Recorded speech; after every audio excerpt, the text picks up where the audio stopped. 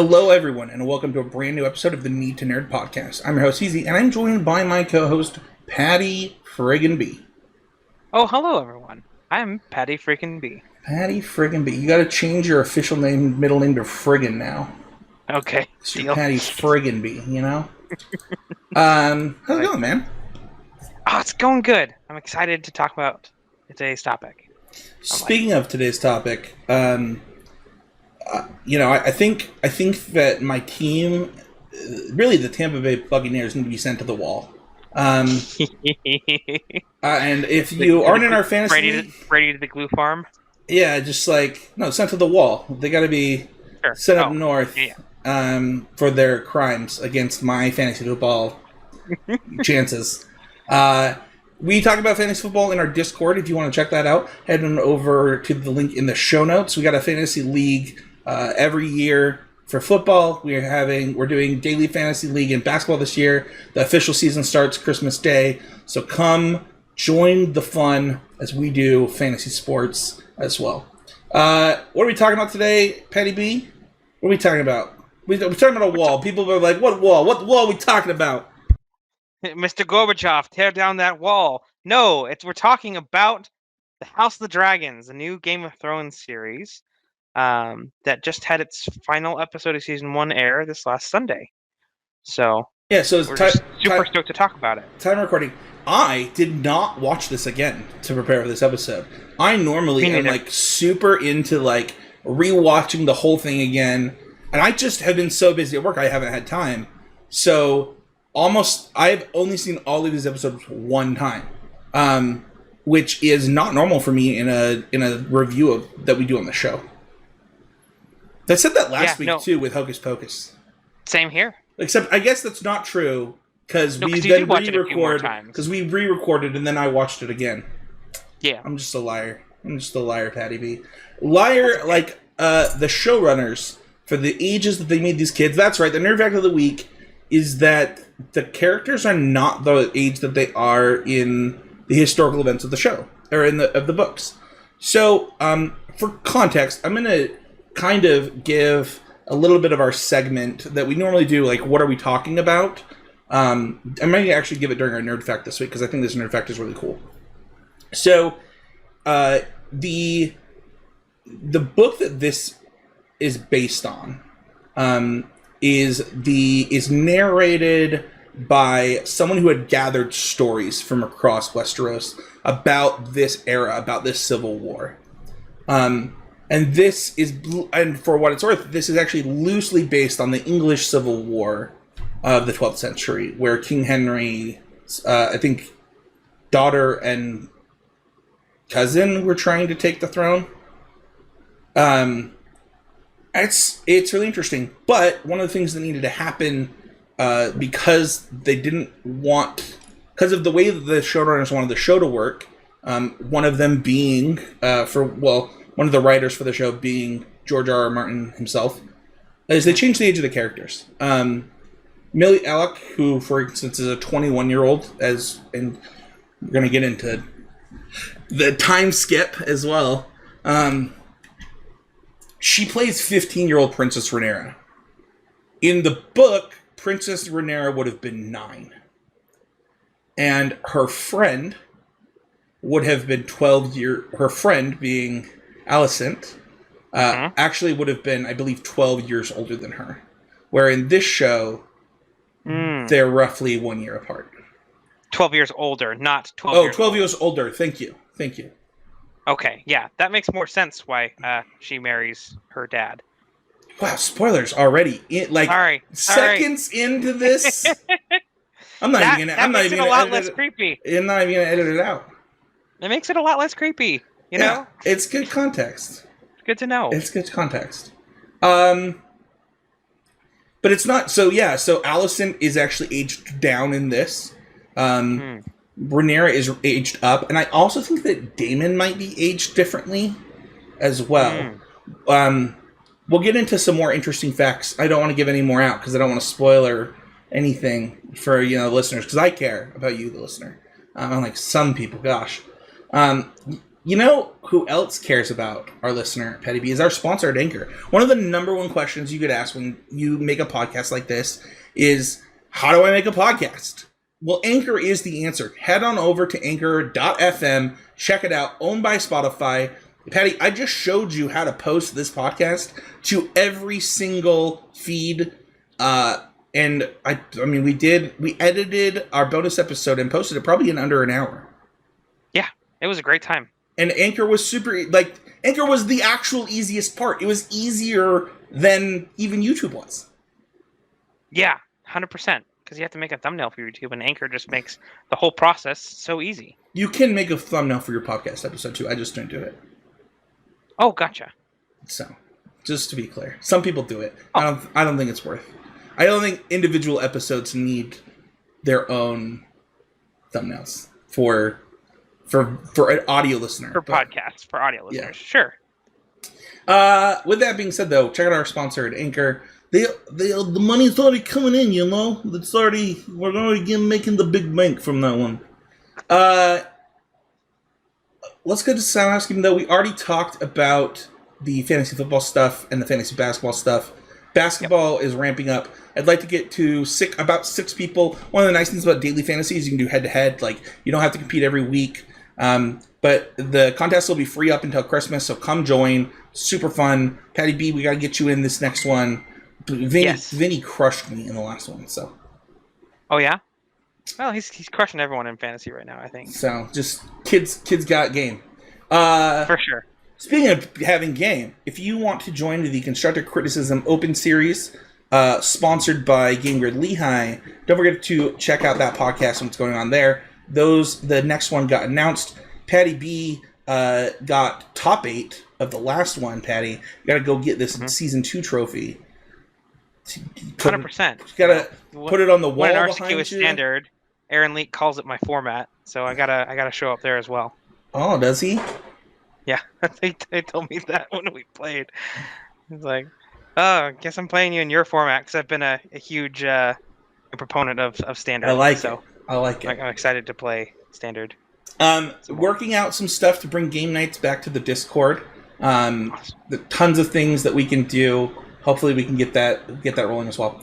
That's going to do it for the housekeeping, the sponsors, the get that stuff out of the way. Let's get into the meat and potatoes. We're going to boil them, mash them, put them in a stew. Let's go. Wrong franchise, but I like it. Taters. I love it. Taters. What are taters, precious? What are taters? Season 1 of House of the Dragons, it takes place 172 years before the events of Daenerys Targaryen in Game of Thrones. It follows the history of a civil war of the Targaryen family. And the Season 1 is the events leading up to that war. Mm-hmm.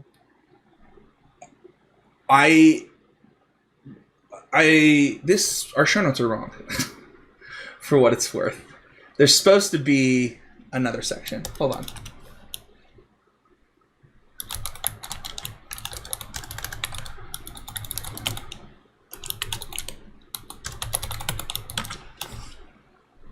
Got it. I'm going to go first on first impressions or like initial memories. I'm not as big as a hater as most people are for the end of Game of Thrones. Spoilers for the end of Game of Thrones, by the way, because I'm about to pop off, fam. I always knew that Daenerys was going to be a crazy psychopath and murder everyone. Because throughout the entire show, she's a crazy psycho person that murders everyone. So, like... She showed you who she is. Like, sure. She showed her cards the whole show. What's funny is the end of this show, we'll get into it, has people upset because another character that shows that they're a crazy, murdering psychopath does something bad. And honestly, like, stop falling in love with crazy psycho murderers. Like, what are you doing? So for what it's worth, I don't think that something bad was intentional. Okay, we'll get into that. We will get into that. We don't need to get well, hold on. No, I'm not talking about that person though. I know he. Oh man, just save it. Hold on. These are my first impressions. Yes, sir. So, like, going into this, I had fond memories of Game of Thrones. I actually remember a tweet from a Magic personality named Brian David Marshall, and I think it was after episode 3 of season 8, where I think it's the long night. It's the night before the battle against the Night King. And that's the one where it's just so dark that like no, that's the battle with the Night King. That episode sucked. Battle. Oh, the one before. Yeah, I do. Really we'll get into. Don't worry, that could be better. Are coming. Yeah. Actually, I don't know if that's this show though. That might be the other show that has that problem. The main series, right? With the no. I'm talking. Well, you know what, Patty? Let me finish. Sorry. No, I love you. So one of the things that was proposed is that the Game of Thrones actually just ends there. Instead of everything that happens after that episode, that's the end of the Game of Thrones showrun that we have. And to me, it's like, that's one, I wouldn't be opposed to that. Like, if they want to revisionist history this show and bring it back and end it at that exact moment, I'd be for it. Good luck getting the actors to do it. Second, listen, I get that it should have been like 2 or 3 more seasons. Like, I totally agree. Totally understand. I'm just not as jaded about something giving me 7 years of amazing content because they gave me 5 months of amazing content that like was mediocre by its own standards. Like, what world are we coming to? So for me, going into this show, I was like, you know what? I'm going to watch it. I am interested in this world. I'm especially interested in the Targaryens. I was sucked down YouTube Game of Thrones lore all the time for, the while after the show. And I was interested. My first impression of the show after episode 1 was, wow, okay. After episode 2 and 3, okay, like this is a show. Like, it got to this show will hold a special place in my heart because I'm now rewatching Game of Thrones with my wife. My wife never wanted to watch Game of Thrones before. She only watched it when it was on with me and she wanted to sit by me.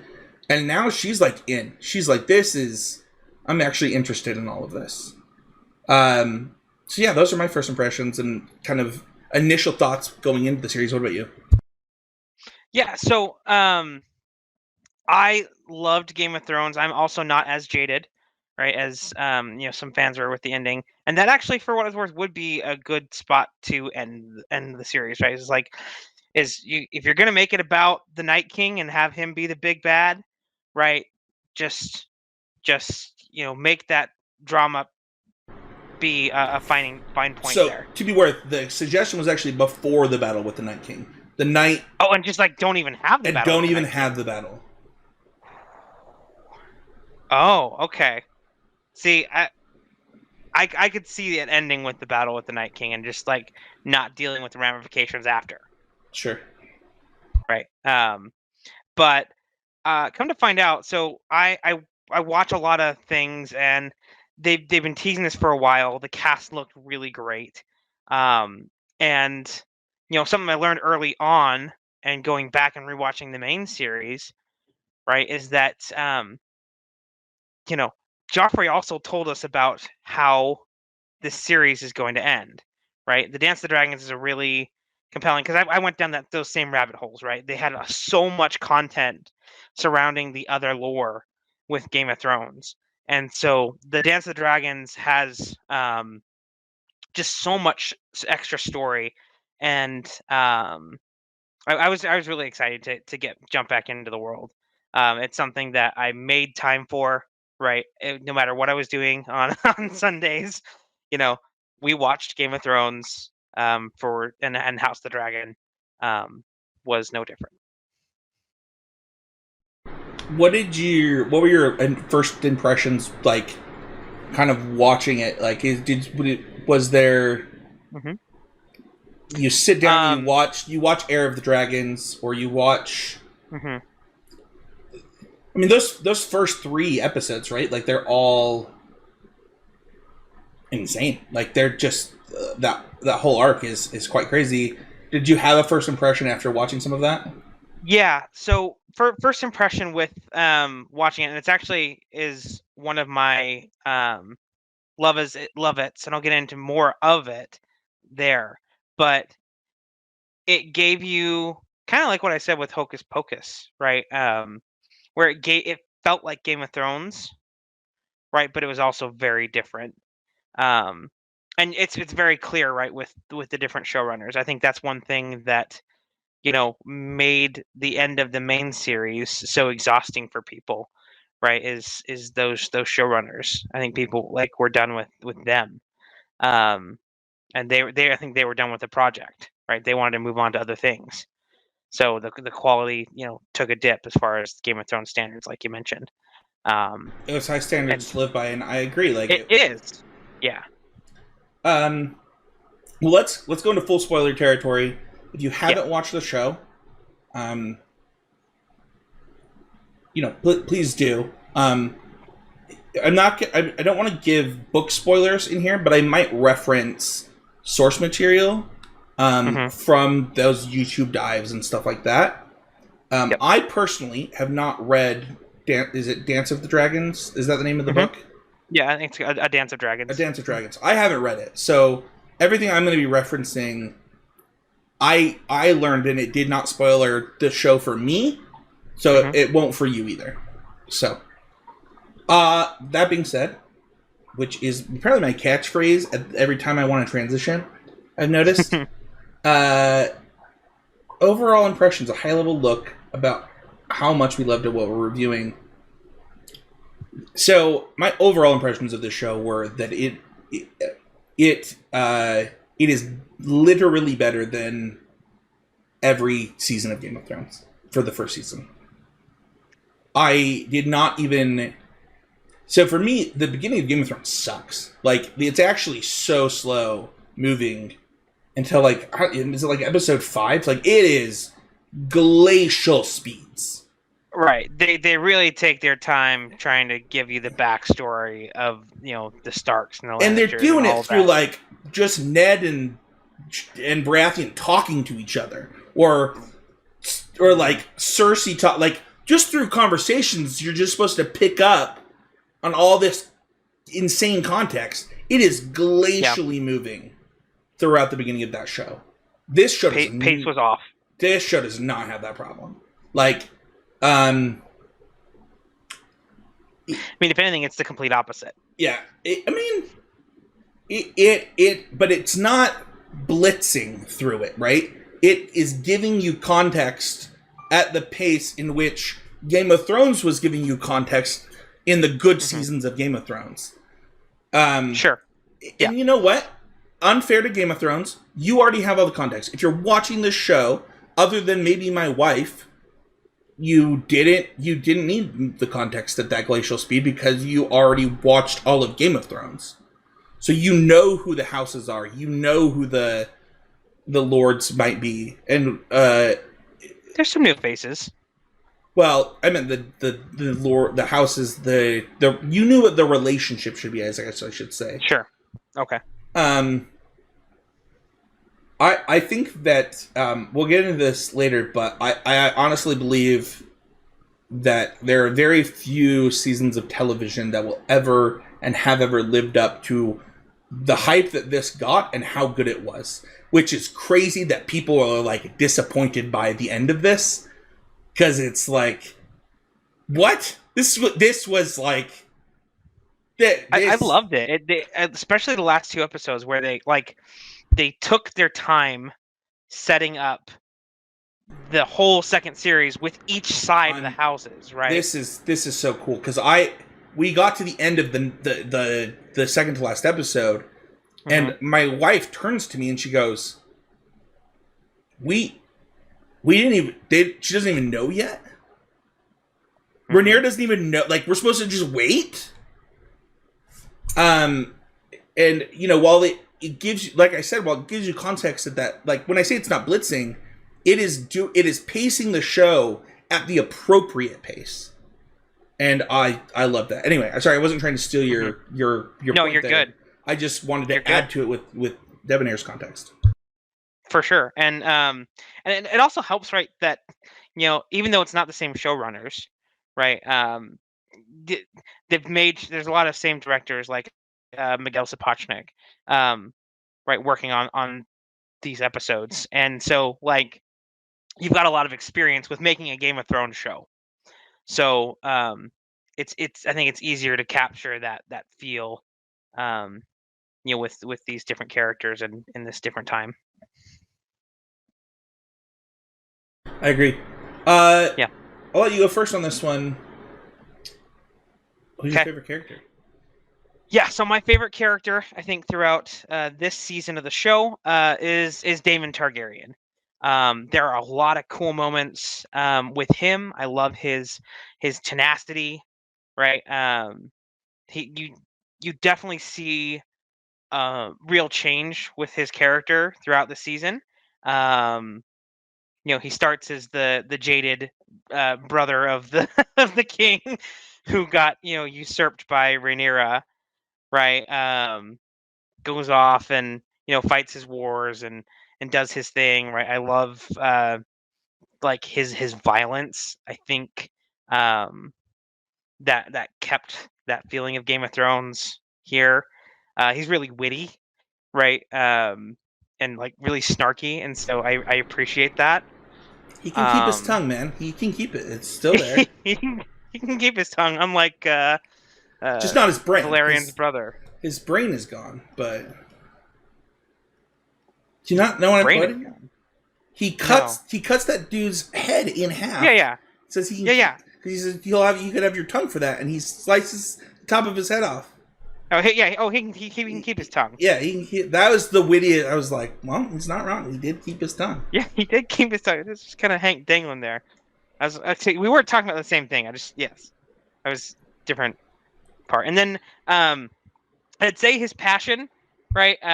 There's definitely so like there's a part to Game of Thrones, right, that can feel a little awkward, right, with the incestual relationships that were part of that, right? And so there was those moments initially when Rhaenyra was not an adult, right? You're like, you got those kind of like those oh geez kind of vibes, but you see in the end his passion, right, when he finds out, everyone finds out that Viserys is dead and they've usurped. He's like right there, ready to go to war, and that side I do like. So I am not here to defend incest, so I want that to be clear. However, I looked at it. I heard a statistic the other day that throughout human history, 80% of all marriages are between all of human history are between second cousins and closer. Gotcha. Yeah, it still feels gross. So obviously, second cousin, yeah, further away. We live in Utah. My grandpa, like, and I'm once again, ew. But my grandpa once made a joke to my cousin about kissing my brother, and we were like, "Grandpa, you can't." Like, he's from Vernal, Utah. They literally marry there. It's literally legal to marry your cousins in Utah, for what it's worth. It's weird. It's weird. But it's not weird to just like it's not weird to my grandpa to make that joke. It's not weird to the Targaryens either. Yep. Right. It's part of their culture too. So it's very traditional in Targaryen culture. So now, that leaves room for why did George R.R. Martin write it that way? Right? Like, you can ask questions like that, right? But yeah, there's a really funny TikTok about this that's it's not about this part, but it is similar. It's you know, a lot of people didn't like Game of Thrones for the rape. And it's like, well, like, that's the historical events that happened there. It's like, yeah, so if that didn't happen in that dude's head, and it's like, the same thing here. It's like, you didn't have to write it that way. Right. But it did. And so we just work inside that context and that. So, but yeah, that's my favorite curious about something. Damon. Yeah. Give a... And it's later in the show, you know, totally fine. Do you have a favorite Damon moment? Yeah, when he, and it's not in the later show. I haven't put it there, but I'll put it here. Man, when he comes out dragging the corpse of the sea crab guy, whatever the crab feeder, I think is the name of that character, who's got like the grayscale. First off, didn't know how Damon didn't get grayscale there, right? Because I thought that it came through touch, and he's just here just dragging him out and winning that battle. Just his solo challenge of the crab feeder's forces was awesome. I loved that episode. So that episode was great. I also have a favorite Damon moment, and it is actually giving fealty to his brother after winning that battle. I think that was pretty great. My favorite character is... It sucks, because I have two favorite characters. And I don't know if it's because of the people that played them. So... Before the time skip... No, I'll just say, before the time skip, my favorite character by a substantial margin is Rhaenyra.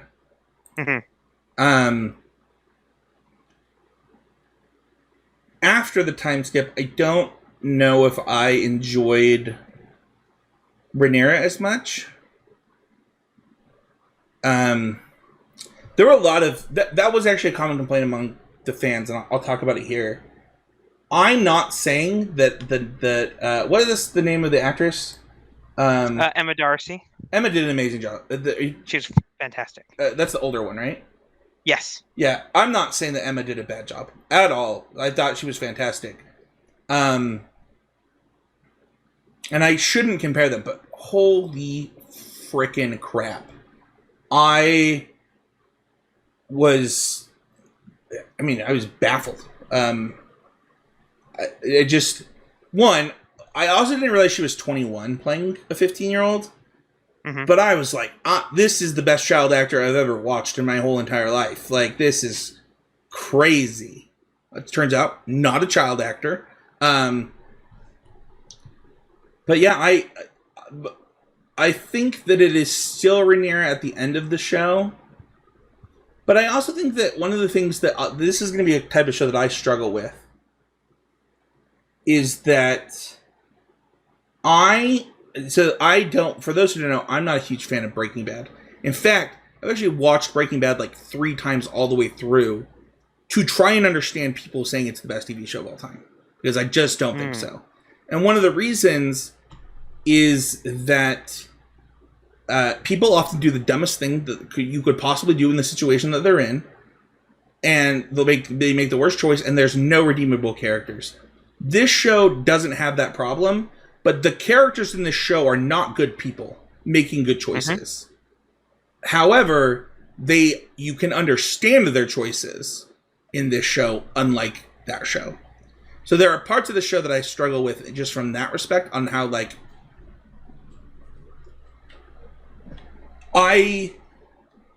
it's hard for me to pick a favorite character because the characters all have, like, pretty big flaws. But it's probably Rhaenyra, and my favorite Rhaenyra moment is actually when she goes hunting. Like, it is. Oh yeah, 100%. It's the best moment in the show. So, the thing with the whole stag, and that's kind of a thing with Game of Thrones, anyways, right? It's a lot of the characters are not good people, and that's been a constant throughout both series, right? It's true. Like, if you think of Tyrion, or no, Tyrion. I was like, I tried to say his dad's name, but I was like, that's not the right name. Tyrion's not a great dude to start the show, Mm-hmm. And he has to come to terms with that. And I think that Rhaenyra makes 15-year-old girl decisions, and her friend, who should be supportive of her, takes her down a very different path. Mm-hmm.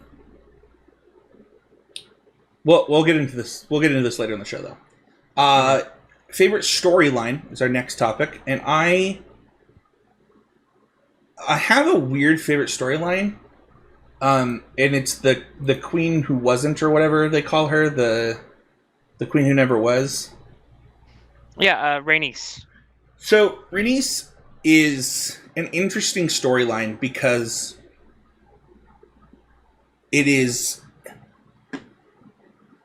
there is conflict in her marriage because of it. There's conflict in her family because of it. There's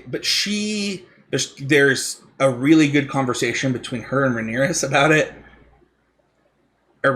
it. Sorry. I think that storyline highlights kind of highlights wisdom in this show. Like, you can really tell why she would have been a better queen than Viserys is a king. Like, it is not hard to see. She is wiser.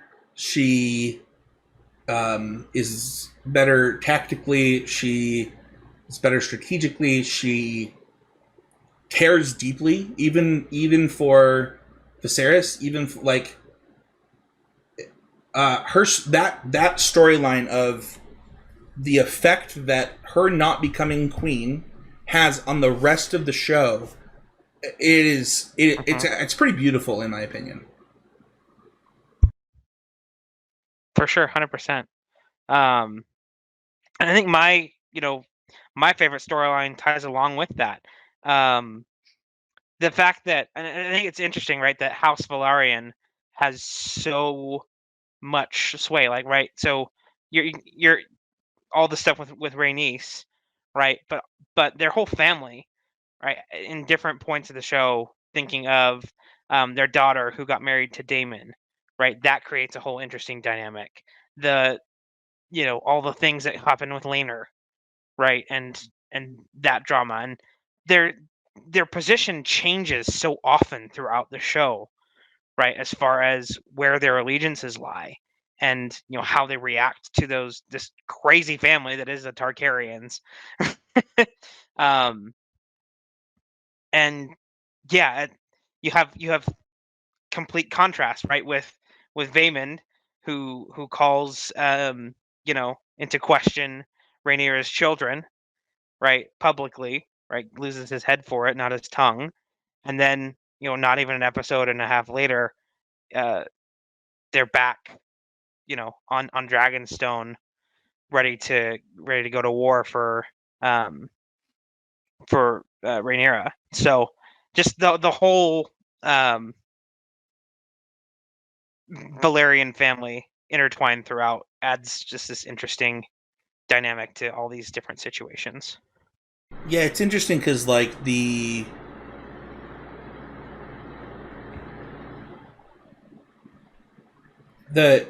of the things that I think that's really interesting about your storyline is that it's so tangled with the like entire story. I mean, even to the point of Daenerys, right? Her mother was Valyrian. Like it goes so far beyond the scope of what we're even looking at. Are freaking Valyrians Hufflepuffs? They're so loyal. How are they so loyal to this family of?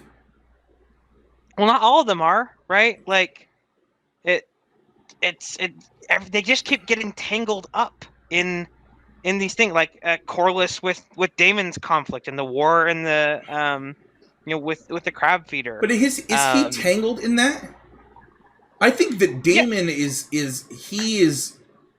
I don't think that that's tangled. I think that oh man, we don't usually get this deep in a podcast. Yeah, we're going hard. I don't know that that's tangling. Like Corus is asking for loyalty from the Targaryens because he's been loyal to their house, even though he has reason not to be.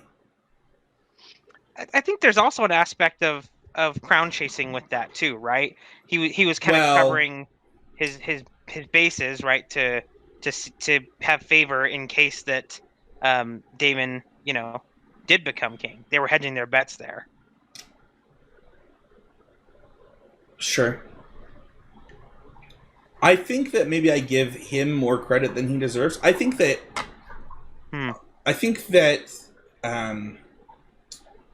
Rhaenyra is wrong about her husband. I do think that he's putting his family first and not crown. You're talking about the last episode. Oh. I don't know, just the whole show. Got it. Yeah. It's always his family first, and that just happens to change. Yeah, I think you're allowed to change your mind with different things. I do think that the Damien one, to your point, is a little more sus, or the Daemon one. That's interesting. Right, because he was on Viserys' council, right, and then left to go fight this war against. But the thing is that I don't know that he's wrong for fighting the war. No, I don't think he's wrong either. But it's just where else is he going to get a dragon to help him? Right. All he did was ask for the Dragon Rider. I mean, he was in favor of the Dragon Riders just going and winning the war, right? Viserys didn't want to deal with it. It was just like not my chair, not my problem. Well, this ties back into my favorite storyline, which is this queen that would have just done that. Would have had. Right. I mean, they call him Viserys the Peaceful when he dies, and it's like, were you peaceful or were you non-combatant? Sure.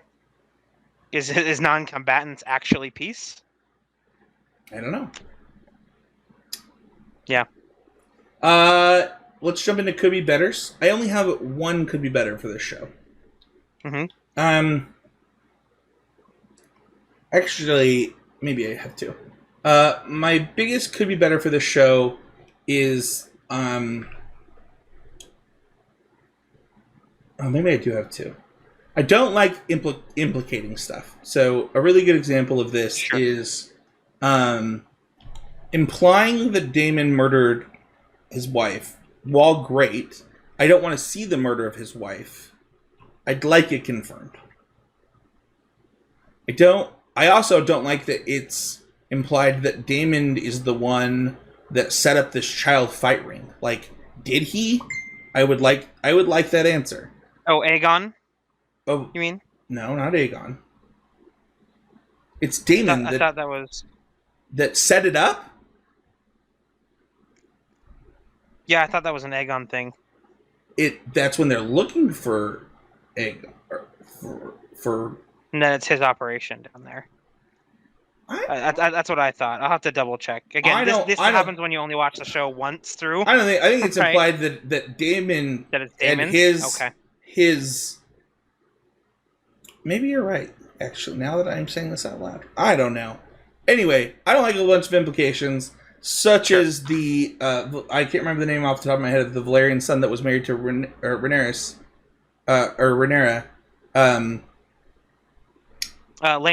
Laenor. Like, I don't like the implication of, like, him shaving his head. Like, what's going to happen when he has freaking blonde hair, like, in the other city? Like, I don't know. There's, like, a lot of things that are, like, implied in this show that... I mean, some of it's probably good. Maybe this isn't a could be better for me, actually. Now that I'm saying it out loud, I'm actually already changing my mind.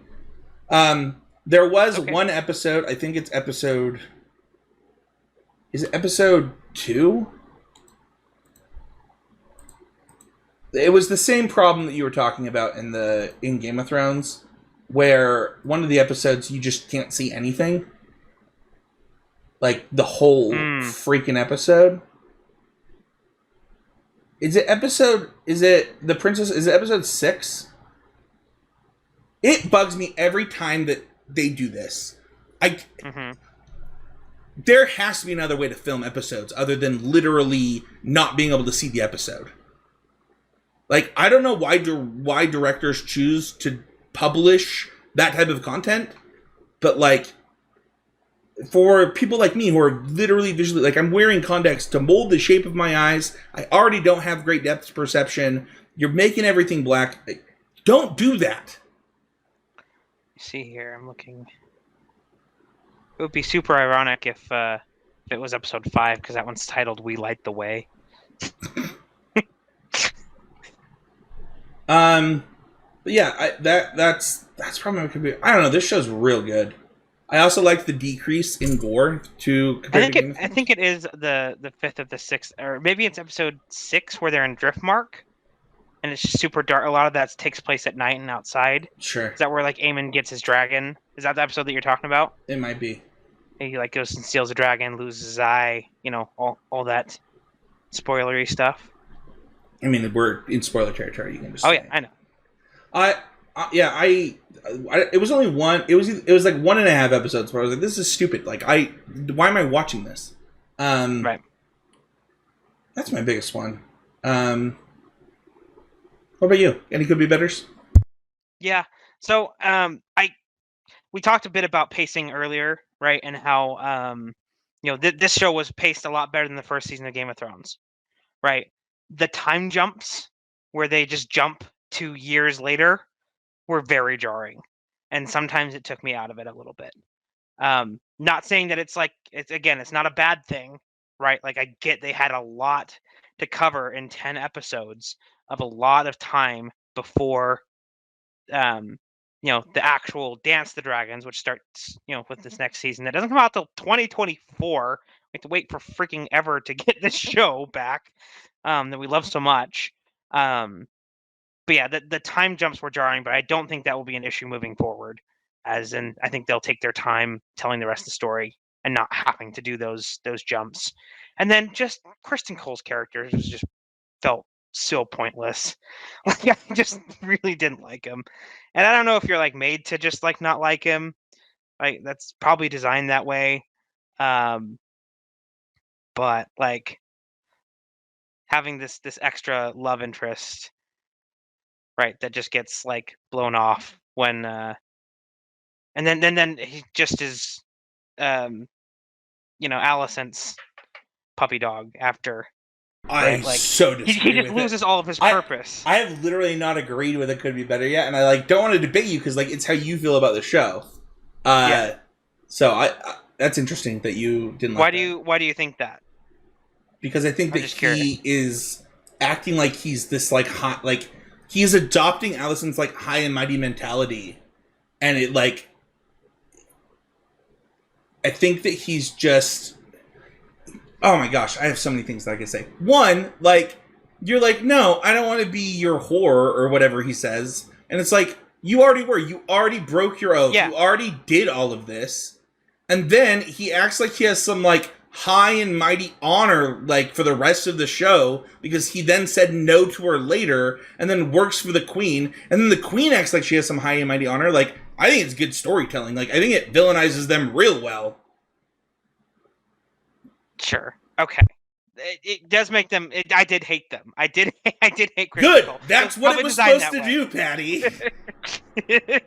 All right. So that's just like I wish he would have just like not come back and just been. It could be better. But like, actually, now that you said this though, did it like? I get that people have foot fetishes.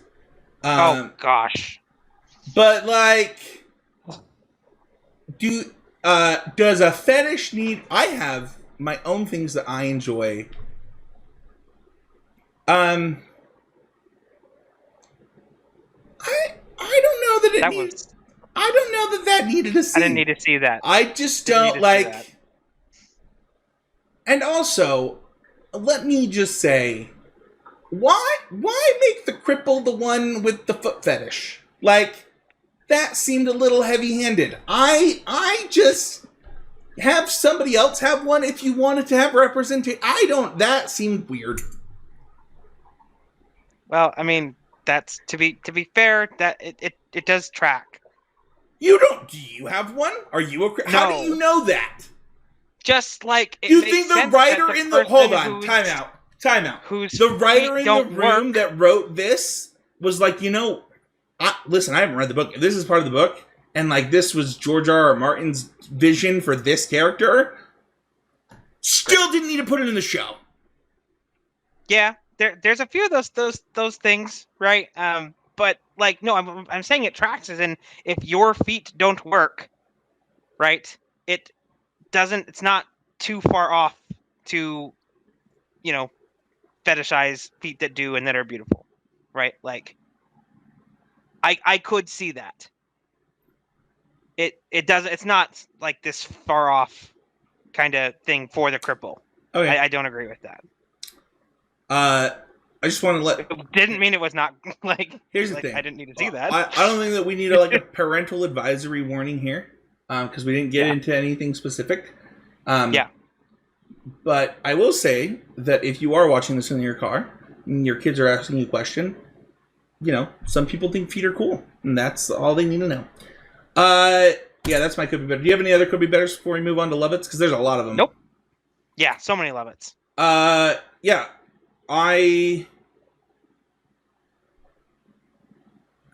I loved this show so much. I loved the sizing and scaling of the dragons, the importance of the riders. I loved the. I don't want to steal yours. I need to look at yours before I go off. Oh, I already did. Okay. We both love the dragons. Yeah. Just how many dragons are in this show?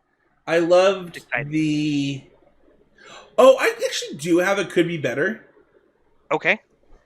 Before we move on, that who's the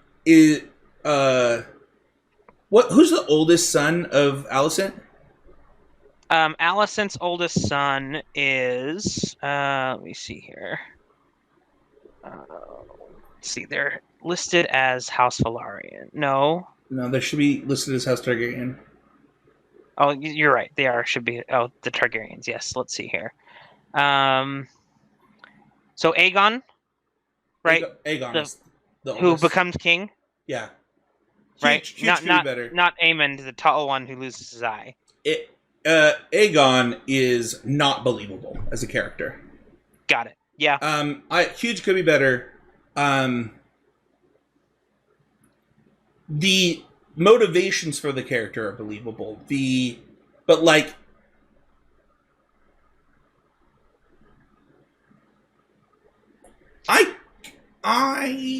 I'm sure that would be a really hard role to play.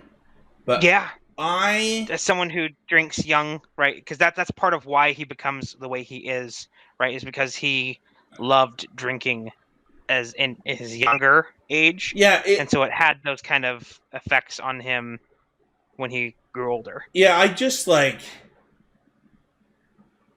have so many problems with how either this character was written or portrayed. I don't know. I am the type of person that never likes to blame the actor, and also doesn't like to just place blame, right? Like what went wrong. To me, this character, he took me out of the show. Like, there were points where, like, when he asked his mom if she loves him, I think is the moment. I'm like, is that when they're riding over to his coronation? It didn't even sound like you care about her answer. And then what's crazy is Alicent's response brought me back in. I was like, she's like, you're so stupid. Like, what? You're literally about to become king. I did all of this for you. Why are you asking me this? Brought me back in. But it's like, he takes me out of it. Like, yeah, it was hard. I hope we get to understand him better as king. Right? But that was like, I get it. This also could be better. Just like it, I almost wish we had more time with the kids. Right, I know we're going to get more time with the children, right? Because they're a big part of, obviously everything kind of in the Dance of Dragons is centered around the kids. Sure. Right, and so we might see more of that in the coming seasons. Yeah, right? my other major Lovitz are the pacing. I thought this was one of the best paced shows I've ever watched. So when you were like, the pacing, I was like, what? This was like anime pacing. It was so good. Two. I was actually going to mention the second time skip. I really liked. I didn't even notice it, and I think that that is a huge deal in writing, and in acting, and in like they crushed that second time skip. When was the second time skip? Dude, I'm not gonna lie. If I'm gonna be honest with you, I don't know. You don't know. I didn't know there was another time skip until you mentioned it. There was a few. I thought there was one time skip. No. Like, you see many kids getting old. Like, you see Eamon and Helena, oh no, I did notice that one. I'm kids. sorry. Like, I'm sorry. I did immediately after they get married. I'm sorry. Right? Like, I did notice that time skip. Kids started popping up out of nowhere and yes, I did. I did notice that it was not actually. That is a love it. It seemed seamless. It gave me context. Really, when you introduce characters with a time skip, does not bug me. The first time skip was hard because I fell in love with those princesses. Like, I was like, these are some of the best actresses I've ever watched in my whole life. Oh, so then you missed some time skips then, because there was definitely one after episode 1, right? Well, and episode 2. And hold 3, on, like, that's not what we're talking about, though. I'm frustrated. You're talking about just the big. I'm talking about the big time skip. Got it. Every episode has a time skip in the whole show. Like, if your definition of a time skip is time passed and we missed something, then doesn't every episode have a time skip? No, it felt a lot more drastic, and you had to kind of catch up. I felt like there was. But what more context do you need other than Rhaenyra has these kids now?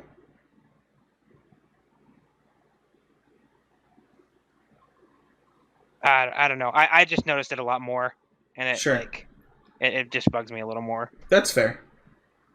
It bugged a lot of people for what it's worth. So I'm just asking the question because I want to understand. A couple more love-its for me really quickly are, I loved how much I hated, the Hightower? What's his name? Otto. Dude, Otto Hightower. I hate him. Reese.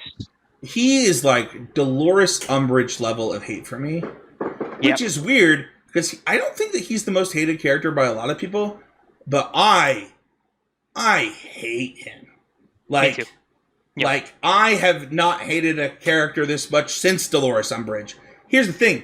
One of my could be betters about Harry Potter is you should not make me hate a character that much. I don't hate that I hate him that much here, but I could get there. Like, I could get there. People are like, oh, Joffrey's more hated than Dolores Umbridge. No. I hate this character more than I hated any character other than, what's Daenerys' brother's name? Oh, shoot. Is it Aegon? I think it might be Aegon. I think it's Aegon. If it's not, leave a comment, let us know. But I hated him more than any character in that show. And I might hate Otto more. Like, it's close. I also loathe Otto and Harwin Strong for that matter. Right? I don't like Breakbones at all. Is Harwin the second child? Yeah. So, he's the one who he's the foot guy. Yeah. Here's the thing. I don't hate him nearly as much. He's just butchered his whole family. I mean, yeah. At least he's just like. So I think this is actually I think this is a love it. I think that the reason that we get that the reason that people I'm going to use Dolores Umbridge and Voldemort really quick, right? Mm-hmm. Voldemort is clearly evil, just like actually a bad human that is not pretending to be anything other than bad. I don't think that's Harwin. I don't think Harwin's pretending to be good to anyone. Right. I don't think anyone's like, who's a good dude is Harwin. right? Yeah. The reason that you hate Alicent so much is she pretends to have this high ground that she does not have. Mm-hmm. Yeah, and you really see Otto, that when she Otto attacks. Yes, Otto is even worse at it. Where you he also is like, and you're like, what is your what are you doing? They are the religious folks. Like, they are like the reason that the Seven is a thing for like the religion in King's Landing. Right? Like, It is you the see worst a shift religion. We can change get into there that too. some other time. As a bonus episode of the worst religions in all of Westeros. In fantasy or stuff. No, I know, in Westeros, I mean, there's a lot of religions in Westeros. That one's the worst. For sure. You also see it visually, right? A lot of the things in the castle change when Viserys gets super sick. Yeah. So I have a few more love-its.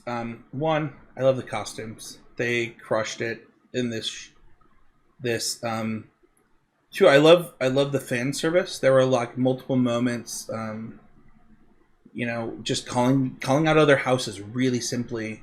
I really love the moment where Otto is asking everybody to like betray their oaths, and some of them have a hard time. And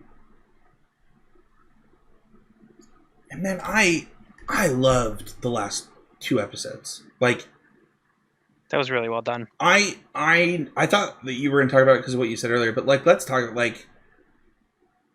I don't think I've gone through my love-its yet, so.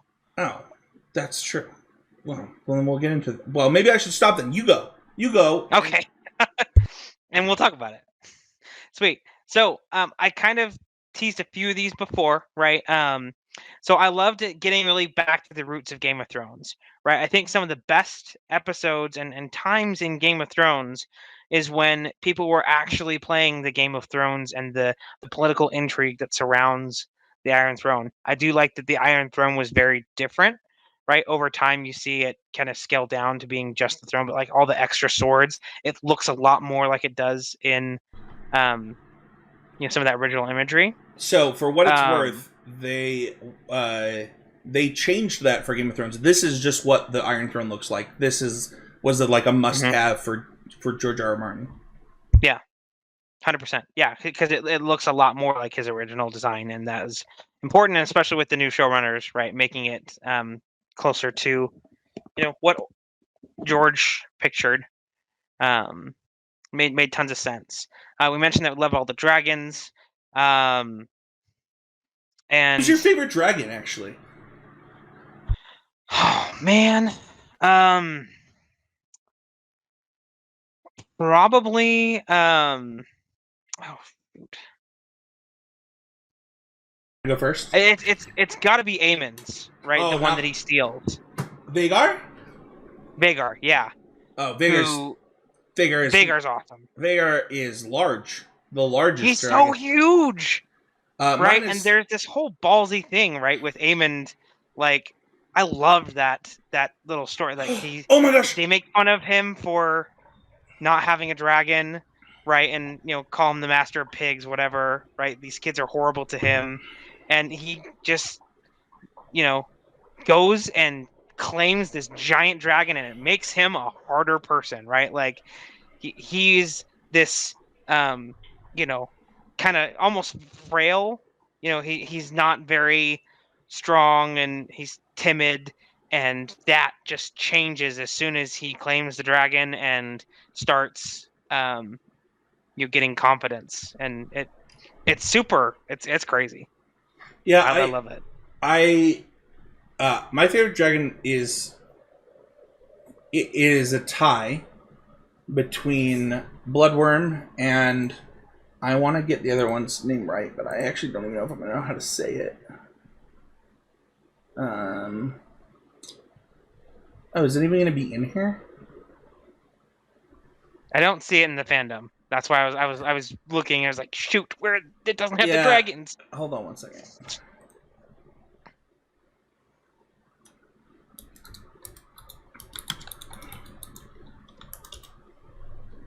Oh, it's Eric's. Eric's being this like little puppy dragon. I love the whole time. Is that the dragon that Lucerys rides? No, that's Luke's dragon that gets. Luke. Oh, sorry, Luke's dragon. Yes, that just gets demolished at the end. So do you want to talk about that briefly? Yeah, it's going to be one of my love-its. But hold on, I actually have a could be better for Game of Thrones as a whole. These are not dragons. I know that I don't want to start an internet war here, but these are not dragons, and it bugs me every time. Oh, that some of these seem like they're more drakes than Which dragons? Ones don't seem like they're drakes, Patty B? The young dragons have not matured into dragons, and so they do feel more like drakes. Hold on. No. Which dragon has 4 legs and 2 wings? So all the older one. So Rhaenyra's dragon does. Is that true? Vhagar has been tested, and then Bloodworm. Hold on. Vhagar has 2 wings and 2 legs.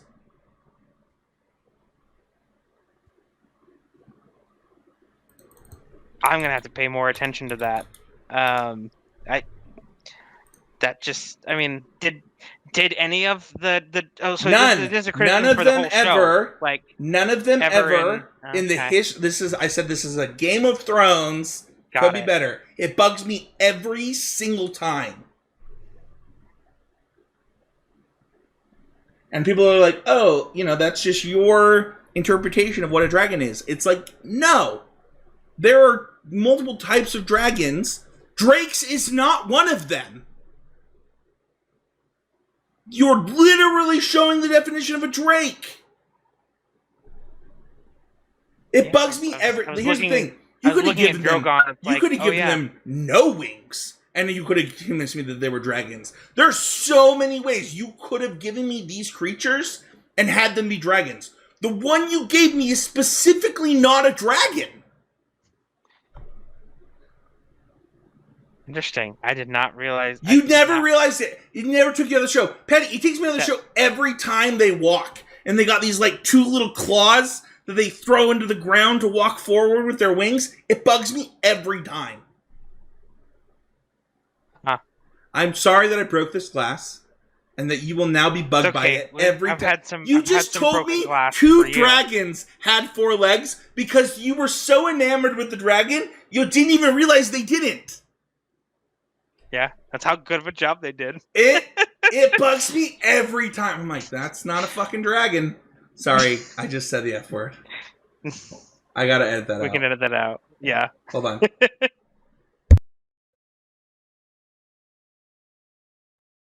It's not a freaking dragon. It's not a dragon. It's a drake. And you know what? It's fine. I accept that drakes are dragons in this universe, but it bugs me every time. Every time. They're Jersey Drakes, huh? What's weird to me is they started from the bottom. Is it because it's cheaper? Is that why they do it? Because lots of they did it with Smaug too in Hobbit, and it bugged me so bad in Hobbit. I left that theater so mad. I was viscerally upset. But it's not a dragon. Listen, Chinese dragons, 4 legs, no wings. I would accept it. You could convince me those are the dragons they're riding. Wouldn't care. There are so many versions of dragons. Do you know what none of them have? 2 wings, 2 legs, look like a 4-legged dragon, except that their arms and their legs are attached to each other and they flap around. Right. That's I imagine has to be how they're justifying it. A, because of CG costs. It has to be and CG B, costs, to make right? those wings attached to their front arms to be one and the same. Because I could. Yeah, I when I picture or think back to core thoughts of dragons, right? It is the 4 legs and then 2 wings on the back, higher up, on the spine. There's lion dragon things. There's so many versions of dragons, but none of them are this. Drakes exist. These must be George. These must be George R. R. Martin's dragons. Oh, I don't. And you can't argue with it. Stop. I mean, you can't. You can't. But the thing that bugs me is I have not read the Game of Thrones series, so maybe this is how he describes them, and they're being true to that content. And if that's true, that's awesome. It could be better for the books. Smaug, for what it's worth, in The Hobbit, Smaug is not described that way. Smaug does have 4 legs and 2 wings, and it bugged me real bad. Anyway. Yeah. Okay. Anyway. We've jumped around a bit. That's okay. We've gone back to Could Be Betters. You have some more Levitts? I think I'm set. Like a lot of ours are the same. Yeah. We can talk now about the last 2 episodes. Yeah, I was gonna say, can we talk about the last 2 episodes? Because I have a lot of Levitts just from those 2 episodes. Yep.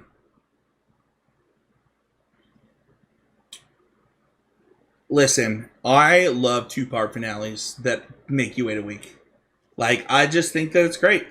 It's so funny because we live in this binge watching era of television. I don't like it. I prefer this. Like, this is more consumable for me. This is it is untenable for me to watch 32 different shows and also have binge watched them all because some person watches them in 2 days while I have a full time. Like, I just can't be a part of that conversation. And I love this a lot more. Like, you said that you made time for it, right? And I think that to me, it lets you pick the conversation you want to be a part of. And I was really glad that I got to be a part of this conversation, that I got to do it with my wife. And the 2-part finale was a huge thing for me in some of those conversations. I'll stop there. I have more to say, but I want to give you a chance to. Got it. Yeah. With the 2 parts, because and I think it works also just so well because there are 2 sides to this coin of the Targaryen, not necessarily the madness, line from earlier in the main series, right? When a Targaryen is born, they flip a coin. But rather just like you have the greens, you have the blacks, and they each get their W's and their L's in each of them, and it's just really good storytelling. I really appreciate that, and yeah, I make time for this show. There's something to waiting and creating that like suspense and cliffhangers that is just makes it just that much more enjoyable. And for what it's worth, I think Game of Thrones has done a lot of really great 2-part finales, right, throughout its tenure. Some not as great at the end. The penultimate episodes are actually always the best. They're always so good. And yeah, just you always get that feeling of like, oh, they leave you somewhere where you don't want to be left, and it brings you back next week. And that is something they've done well throughout both series. Really quick fun fact, because I was curious. Vhagar has Aemond as his 4th writer. Yeah. So Queen Viseria Targaryen, Balon, which I felt like we only knew about Balon before Lyanna. Because he wrote the Black Dread, it died, and then he started writing Vhagar. Yeah. And then Aemond. So. Well, Aemond, and then the Valyrian lady before. It was her. I said Lyanna. Oh, I didn't catch that. It's okay.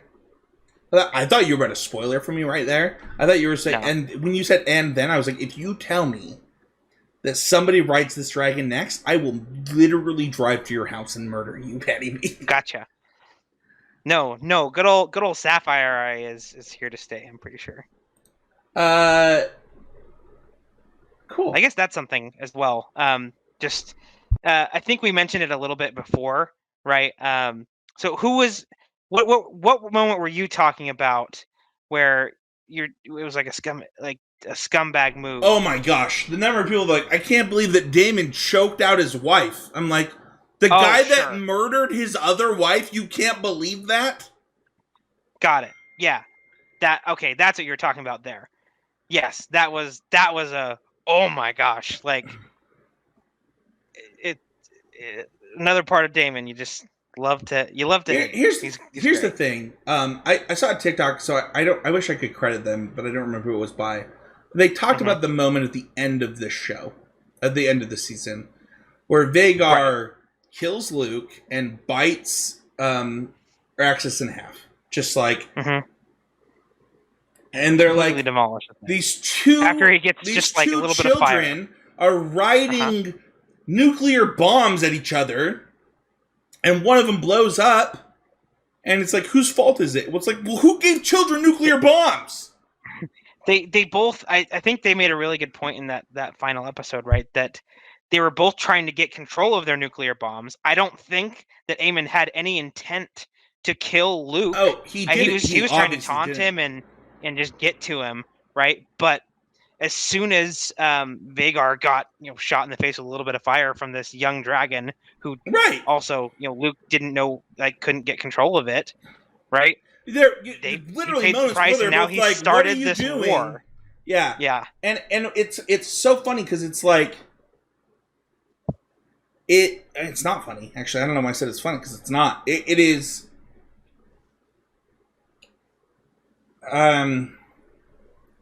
It's actually kind of. It's like this show is, and I think Game of Thrones as well. Like, these are tragedies. These are. I think that I think one of the reasons. I actually wonder if they had ended without an ending of Game of Thrones, like where, like I said at the beginning of the show, where like you don't know if the Night King loses. You don't like, you can decide whatever you want happens after that. But I think that these shows being tragedies, to use the Shakespearean term, like, yeah, Aemon, who sucks monkey dong or whatever, not a good kid. Still wasn't trying to kill his cousin, but you know what he did? He took his dragon 14 times the size of the other kid's dragon, and his dragon ate his cousin. Because he decided to jump on that dragon and play a prank to get his eyeball. How was he even going to get his eyeball? Right, it's a huge thing, the whole eye thing, right? As far as, like, I really stressing that eye for an eye. You took my eye when I was a kid. But, I mean, I think that made him just a seasoned, stronger character, right? That moment, changed his life and made him tougher and more of a person. In fact, possibly a bad person. Oh, he's a bad person. Oh, I have another love it. You remind me of some things. We gotta wrap this up. When he gives his toast and he like pauses on the word strong. I don't know if you caught that. Yeah. I did not. That whole episode was fantastic. Oh, it was the best episode in the whole show. Yeah. Yep. You get this feeling that everything's going to be okay. And Paddy, also, I don't think we've mentioned him once, but Paddy Considine, who played Viserys. Oh, when he goes to that's a huge love too. When he goes to the freaking throne and he's like, "I'll set the throne today." Oh, huge moment. Yeah, he has some of the best moments, and he's such a great actor too. That, like, it kind of had the feeling, I think, listening to a lot of the interviews, like Sean Bean with the first series. We got to edit these show notes in the future. We're gonna limit ourselves to 3 love-it's a piece. I know. It's so bad. End it here. Let's rate it. I'm gonna go first. I know that we're only supposed to give 5, something that we would never ever change anything about. But even though I had to be better, other than the lighting, I don't think that I would actually change the show, and I'm going to give it a 5 out of 5 for the first season. I think that solid 5. Oh, same. Okay. I think that this is one of the best shows to ever hit the airwaves, and we should be really glad that we got to watch it. Yep, 100%. I'm with you there. Solid 5. Definitely. And it has me like so upset that like we're not going to get to see and continue the story. They've already been filming it. Like, they've started. Yeah. I'm going to say something here. I'm going to. If you are upset that you have to wait you can have one group of people to blame. And it is the people that throw little hissy fits on the internet about Game of Thrones. And that are like, leaving HBO for, like, what? You want Game of Thrones to... So, do you know what the show cost, Patty B? Hundreds and hundreds of millions of dollars. $300 million. Yes. Actually, hundreds and hundreds and hundreds. 3 of them. You did a good job. I might have that number wrong. I'm pretty sure it was $300 million. I think that does not include marketing. I don't know how it, like, wouldn't get a second season. So here's the thing. Right? Like, here's the thing. Last time they did a season of this series, the internet blew up, and it was not good for HBO. So when you're like... Things have changed since then. What? I don't like that. I want to be clear that people should stop being the worst about every single thing that happens. Stop only posting your negative opinions and stop attacking people for having positive ones. We both rated the show 5. I know tons of people on the internet that are like, the last episode ruined this whole show, I won't watch another one. You're an idiot. Thank you so much for watching this week's episode and listening to the Need to Nerd podcast. I have a Need to Nerd. Patty does too. Patty, you have a poll this week. I do have a poll this week. What are we polling? Right, we always ask about our favorite characters, and I think a lot of these, it's nice to hear what your favorite characters are. So who was your favorite character from House of the Dragon Season 1? Rhaenyra? Daemon? Alicent? Otto Hightower? Other? Tweet us. You can only get 4 options for a tweet, but I will put this in the episode on Spotify as well as on Twitter. Thank you, everybody, so much for listening. You can find me at Spencer You can find Patty at PattyBMPG. Like, subscribe. Spotify now has reviews. So if you get a chance, whether it's on Apple Podcasts or Spotify, leave us a review. Greatly appreciated. Thank you, everyone, so much for listening. We'll see you guys all next time with another episode of the Need to Nerd podcast.